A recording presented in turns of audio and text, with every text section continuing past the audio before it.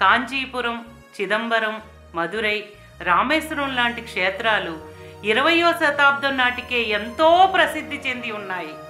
సనాతనమైన అరుణాచలం మాత్రం నివురుగప్పిన నిప్పులా ఉండి ప్రపంచంలో అంతగా ప్రసిద్ధి చెందలేదు. అరుణాచలం తాను ఎంచుకున్న వారికి మాత్రమే తన అద్భుతమైన శక్తిని తెలియపరిచి వారిని తన వద్దకు చేర్చుకుని తనలా అంటే అచలంగా ఉండే స్థితిని ప్రసాదించటంలో సుప్రసిద్ధం అవ్వటం అన్నది భగవాన్ శ్రీ రమణ మహర్షుల కాలం నుండి లోకవ్యాప్తమైంది. భగవాన్ శ్రీ రమణ మహర్షులు పొందిన పరమ అనుగ్రహప్రదమైన ఆత్మసాక్షాత్కారం వల్ల ఉపరితలాన అరుణాచలం యొక్క అపరిమితమైన శక్తి, అవనితలాన అరుణాచలం యొక్క అద్వితీయమైన వైభవం, ప్రపంచంలోనే ప్రాపంచక విషయాలు తాకని పరమ పవిత్రత లోకాన్ని అరుణాచలం వైపు ఆకర్షించేలా చేసింది.